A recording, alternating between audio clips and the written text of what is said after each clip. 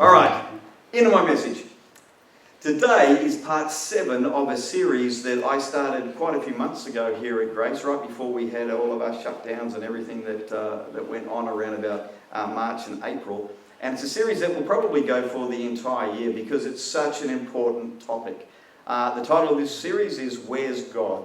And one of the things that is becoming, I think, more and more evident for all of us is that in an increasingly disrupted world, and it's getting, I thought it would start to calm down a little bit. It just seems to be getting crazy out there. In an increasingly disruptive world, it can at times be hard to see what God is up to and where God is. And so what we've decided to do this year is to take a look at the Bible, because the Bible spans 5,000, 6,000 years of history of God at work with people. And by looking at the past and seeing how God was at work back then, our hope is that it will help you and I to see God at work today. Because even though we're looking at the world, and for us, we might be saying, I've never seen it like this before, it's never been this crazy before. Let me tell you, in the past, it was just as crazy. It was just as disruptive. There were times where God's people were the minority and were getting hammered from pillar to post, and yet in the midst of it all, God wove this incredible story that he's still writing to this very day, leading us to the culmination of his plan for all the world. So by looking at the past, we can then oftentimes understand a little bit more clearly the future. And it's also my prayer and my hope that we would, for ourselves personally, develop a closer relationship with Jesus. It's not just good enough to know about him. I believe that we live in days where a time where we really need to know him personally. And it's my prayer that this series will help to give you some tools, give you some insight, give you some understanding that will help your relationship with God grow. We've got three scripture verses that we are pinning this entire series on. The first one is found in Daniel chapter 11, 32. The people who know their God shall be strong and carry out great exploits. A wonderful promise, but also a statement of fact. That if you know God, you have an ongoing, growing relationship with God, you will be strong and you will carry out great exploits. Now, what those exploits look like will be dependent upon your particular situation, but I think that's a fantastic promise to have in the midst of what we are currently experiencing in our world. And Matthew 5:8 tells us how we get to know God. God blesses you when your heart is pure, for then your eyes will open to see more and more of him. Those who have pure hearts, not those who have divided hearts, will see God. And in Jeremiah 29:13 and 14 it says, if you look for me, this is God speaking, if you look for me wholeheartedly, with a whole heart, a heart that is whole because it is singular in purpose, it's pure, you will find me. I will be found by you, says the Lord. Now, in my last message and the message before, I mentioned 3 things that can be happening in the Bible when we're reading books from the Bible all at the same time. And I just want to touch on those 3, just refresh your memory again, because it's been a few weeks since I last spoke, of what those 3 things are, because I think it's really important that when reading the Bible we understand not just the context that the writer was writing in, but also the bias that we bring to the passage that we're looking at. So there are 3 things that can be happening in the books of the Bible as we're reading. The first one is that there's God's overarching plan for the redemption of humanity moving along at God's predetermined pace and his foreordained time frame. The outcome of God's overarching plan for the earth is totally unaffected by anything that happens on the earth. And that's something that's really important to know. Secondly, God often uses the events that are happening as a lesson to future readers or a precursor of something that will happen in the future.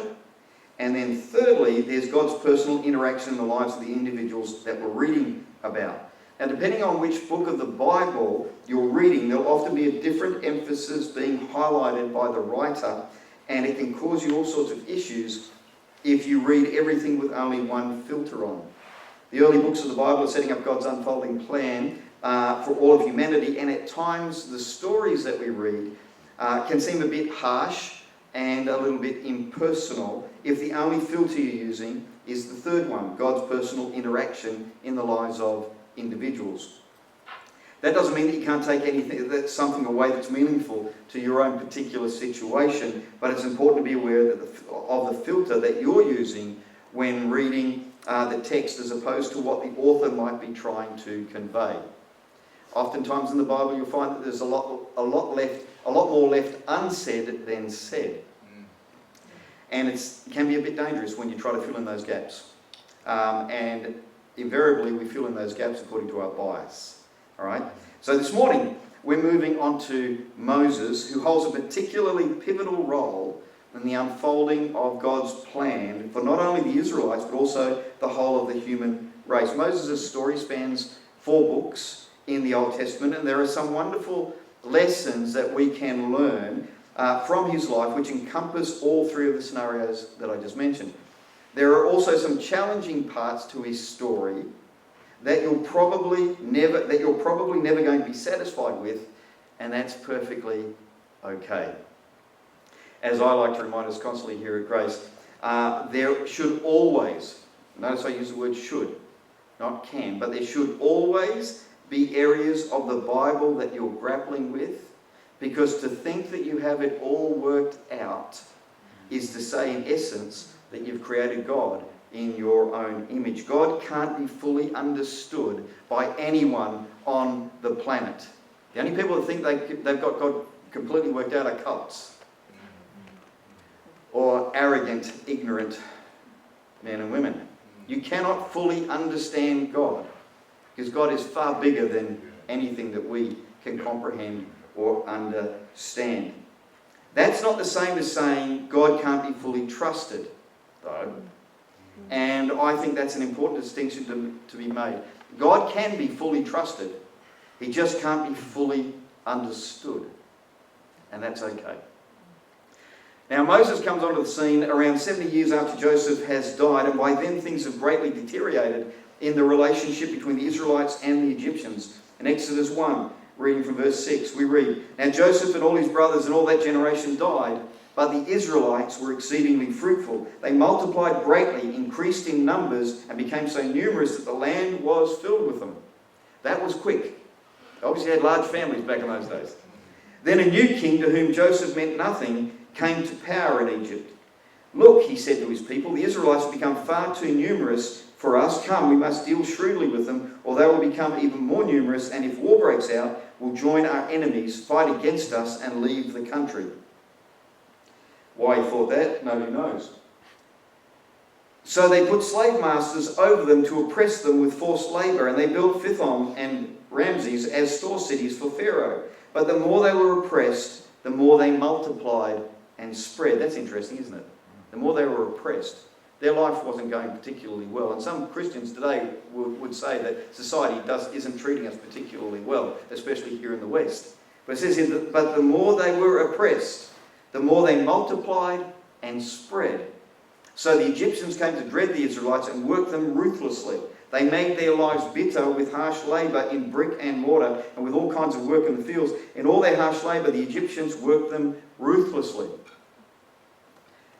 Then Pharaoh gets worse. Then Pharaoh issues a decree that all the male children born to the Israelites were to be killed at birth. Moses' parents managed to hide him. They managed to have him and hide him, and in an extreme act of desperation, placed him in a basket and hid him in the reeds bordering the Nile River. Who would put their child, baby-born child, in a river that was infested with crocodiles? Moses' parents obviously didn't care much about their son. But anyway, they stuck him in. Now that would have been fine, except Pharaoh's daughter came down to bathe in the river and heard a baby's cry, and she sent her attendants to check it out, and Moses was found. Moses' sister was hiding, watching over Moses, and in an act of great courage, and it would have been great courage for a Hebrew girl to do this, she approached Pharaoh's daughter and offered to bring to her a Hebrew woman who could be the wet nurse for the baby boy that she just found. the wet nurse turned out to be Moses' mum. Yeah. Moses then grew up, because Pharaoh's daughter then decided to adopt this Hebrew boy. Moses then grew up in Pharaoh's palace, surrounded by all of the opportunities the most powerful civilization at the time could provide. It's recorded that Moses was mighty in word and deed. Now you need to remember that, as it's an important insight into Moses' unfolding story later on. Now, why Pharaoh allowed his daughter to raise a Hebrew boy after decreeing that all of them should be killed is unknown, but I wouldn't be surprised if it was a political move aimed at controlling the rapidly growing Hebrew nation. And Moses grew up knowing that he was a Hebrew, and obviously felt strongly for his oppressed countrymen, because around the age of 40 he saw an Egyptian overseer beating a Hebrew labourer, and he totally lost it. He ended up killing the Egyptian overseer and hiding his body. Later he saw two Hebrews quarrelling, and he stepped in to intervene and is accused by one of them as being a meddler, and asked if he's going to kill them just like he killed the Egyptian.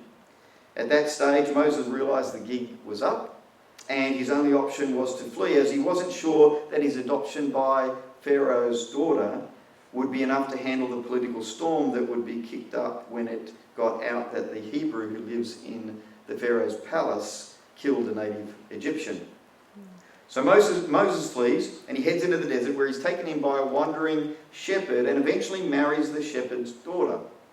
He stays with his father-in-law for the next 40 years until a life-changing event occurs at the age of 80 that catapults him back onto the world stage in a spectacular manner. Now, Moses' life story up until the age of 80 could be summed up by two-word statements in the natural: potential squandered, or opportunity lost. His survival at birth was miraculous, and to be brought up in the palace of the man who wanted him dead was an incredible reversal of the expected outcome of his life, something that would have made a great testimonial at a Hebrew convention if they had them in those days. But to go from commanding Pharaoh's armies to looking after a Bedouin's sheep was a huge drop in status. And year after year, there was no change to Moses' circumstance. 40 long years. 1 year for each year that Moses had spent in Pharaoh's palace. But then God decides it's time for his chosen nation to leave Egypt and return to the land that he promised to their ancestors. And who does he choose to lead his exodus? He chooses Moses. Moses wasn't looking for God, but God was looking for him, because it was time to progress his overarching plan for the world. Now, before we go any further this morning, I want to ask you a question. As we look at Moses' life over these next weeks, I want you to ask yourself, what was Moses' personal or greatest personal achievement? I want you to keep that question in the back of your mind. And be constantly asking yourself, as we go through the story of Moses, what was Moses' greatest personal achievement? If Moses was to hang his hat on something in his life, what do you think it would be? It's a really, really important question to ask yourself when reading the story of Moses. You see, there are a lot of things that happen in Moses' story that had absolutely nothing to do with him. Christians and Jews see Moses as a key figure in God's plan for the nation of Israel and also the future of humanity, but so much of his story was about being in the right place at the right time. The outworking of God's plan for humanity was going to happen regardless of the players involved. Moses just happened to be born at a pivotal time in the history of the Jewish nation, and was miraculously and strategically placed in the middle of Egypt's ruling family during his early years. It had nothing to do with Moses. Moses couldn't take any credit for any of that because he was a baby at the time. But it was vitally important to the task that God would give him later in life. I grew up in a housing commission area. Most of you know my story. In the western suburbs of Sydney, 200,000 people in housing, in public housing. And as a kid, I couldn't wait to get out of there. But that was my upbringing. Large family, large Irish immigrant family. Grew up in housing mission area. When we moved back down to Tasmania 20 odd years ago, we didn't have much of a deposit, so the only house that we could afford was a house in Rugby. So we ended up living in Rugby for 12 years. Now our church is based in Rugby, and the work that we are currently doing, I look at it at times and I go, God, if you were trying to set me up for this location to be working in, you did it perfectly. But I can't take any credit for my upbringing. I can't even take credit for where we bought the only house we could afford when we moved back, and it just so happened to be in Rugby. At that time, our church was in the city. We looked at, when we were looking at moving from the city, we were looking at Cambridge. We weren't looking at Rugby. But it's really interesting, isn't it, years later, that you're able to turn around and look at some of the events that took place in your life that prepared you for where you are today. I want you to keep that in mind as well. Later on, when Moses returned to Egypt, his prior experience held him in good stead when dealing with Pharaoh and his court, but he wasn't the one who instigated his experience. He didn't choose what his childhood was going to be like. He didn't choose any of that. It was all at the hand of God. Moses' reward from God was grounded in exactly the same thing that your reward will be. And it had nothing to do with his personal status, wealth, opportunity, family background, or runs on the board, because none of that was determined by him. He was a participant in God's plan for the earth, as we all are, and just so happened to play a key role in his generation that was given to him based on God's agenda and not his own. The only choice Moses had was to walk in it or walk away from it. And in fact, he tried to. When God stepped into Moses' world, he was minding his own business, looking after his father-in-law's sheep. Not particularly successful. He was doing life to the best of his ability, and then one day he saw a bush on fire that wasn't burning up. When he approached the bush, God spoke to him and told him to remove his sandals because the ground he was standing on was holy. Then God had an amazing conversation with Moses where he tells him that he's been chosen to lead the Israelites out of Egypt to the land promised to their ancestors. Now you'd think that with God appearing and speaking to him from a burning bush, that Moses would be raring to go. It's like, I'm ready to conquer the world here because God's turned up. But his reaction was the exact opposite. He tried to convince God to choose someone else. And his reasoning, he's not a good talker and never has been.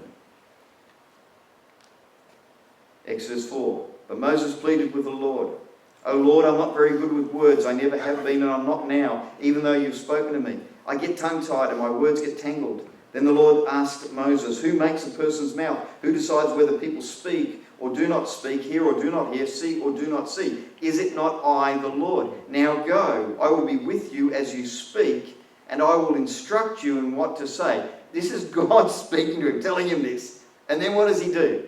But Moses again pleaded, "Lord, please send someone else."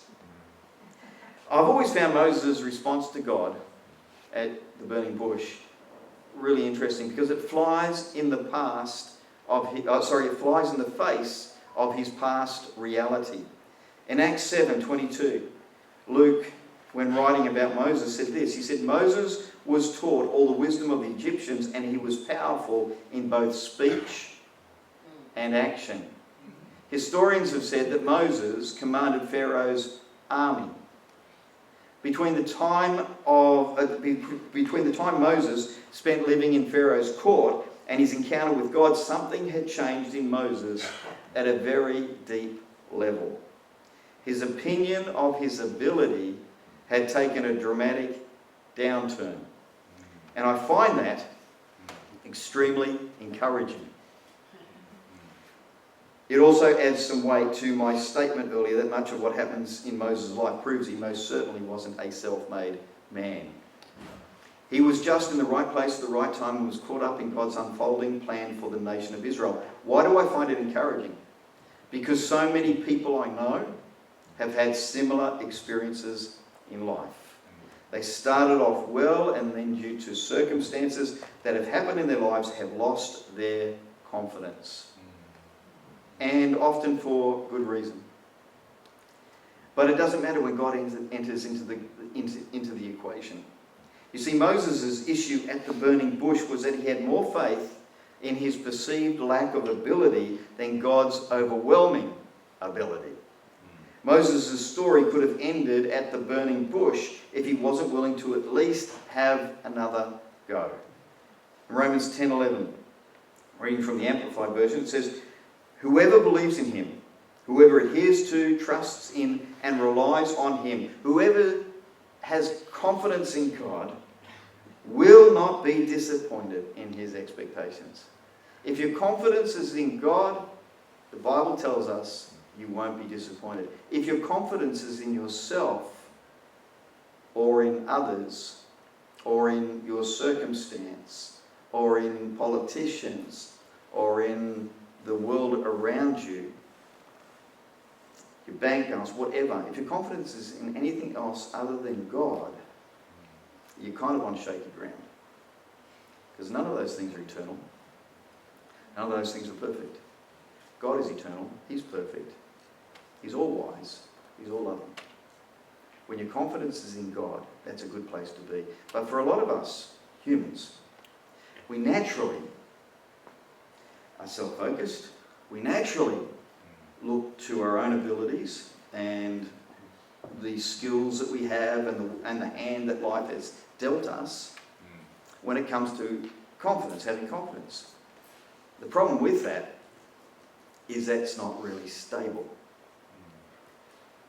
I have discovered in life that you can learn what Paul was saying in Romans, the hard way or the easy way. The easy way is you read it, you believe it, you then start to apply it and put it into practice. The hard way is that you just continue to try to do it in your own strength and continue to fail, and eventually you throw your hands up and go, God, I really need you to come through here because this just isn't working. Unfortunately, when you take the hard way, some people get to that point where they throw their hands up and then they walk away from God. That's the downside of it. That's the danger of doing it the hard way. The easy way is reading Scripture. It says, don't place your trust in flesh. Don't place your trust in yourself. Don't place your trust in the strength of the government or the thing, but place your trust in God, because if you do that, God will cause your life to flourish and it will cause your life to be established in strength.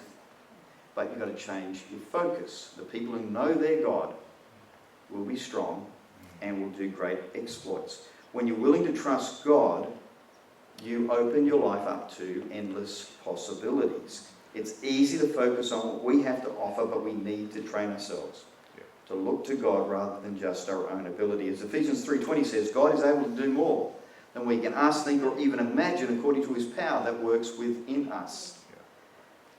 Now, we're going to stop there this week.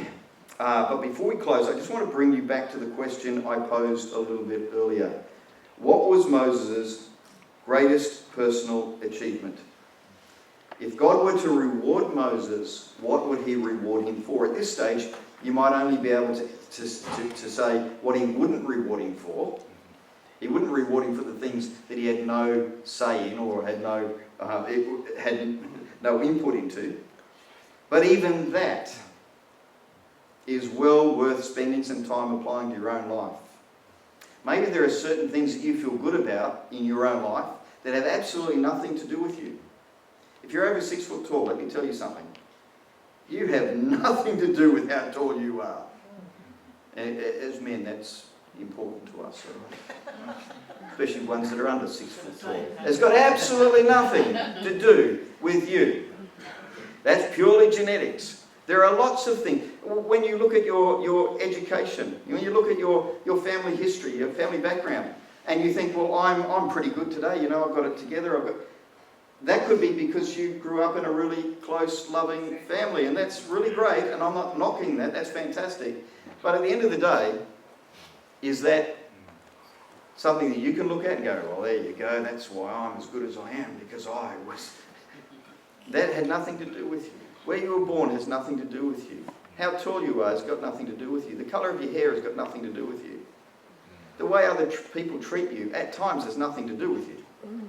The opportunities that life brings your way oftentimes has nothing to do with you. It just means it's just a case of being in the right place at the right time. So some of the stuff that maybe you have been pinning your hope to and saying, oh, this proves that I'm a good person, or this proves that I have achieved something great with my life, it means that maybe it has absolutely nothing to do with you. Maybe it's just luck. Maybe you were just in the right place at the right time. Heard a really interesting message once talking about blessed, being blessed. Lou will remember this one. A guy made a very, very strong point about saying we should not say that we're blessed because we live in the West. Because that basically says that people who live in the East or live in third world countries aren't blessed, aren't as favoured by God as we are. We're not blessed, we're privileged. It's a big difference. And having said that, we are blessed, right? People go, oh, well, I'm blessed. You are blessed. You're all blessed because you know Jesus. You have a relationship with God. But the reason that we have the clothes that we have on our backs, and we have the government that we have, the reason that we enjoy the lifestyle that we do isn't because we're blessed. It's because we're privileged. It doesn't mean that we're more important to God than people who live in India. It's just as important to God. God loves them. And He can raise people up regardless of their circumstance. So what I'm saying is, some of the things that we look at and we go, well, that proves that I have made it or arrived in life, probably aren't as important as we may have thought. And the problem with some of that stuff is it can drown us out to what is really important, what's truly important. And hopefully over these next few weeks, as we look at Moses, you'll be able to answer that question, what is really important in life? What should I actually be doing that will have some significant eternal ramifications for myself and my family? Because God's plan is at work in the earth today. It's unfolding even as I speak right now. It's going to come to pass. It's going to come to pass regardless of what you do or what you don't do. But your reward is dependent upon what you do. And we're going to have a little bit more of a look. I'll give you a clue. We need to stop focusing so much on the big ticket events that make for a great story, and instead look way closer to home. Now keep that thought in mind, because next week we'll be looking at the miraculous intervention and deliverance of the Jewish people and the symbolism that God weaves into their story that points forward thousands of years to the coming of Jesus and the great sacrifice He was to make for all of humankind. In the midst of everything we'll be learning, I want you to keep asking yourself, what is it that Moses was ultimately rewarded for by God? Because the answer to that question could very well change your life and your future.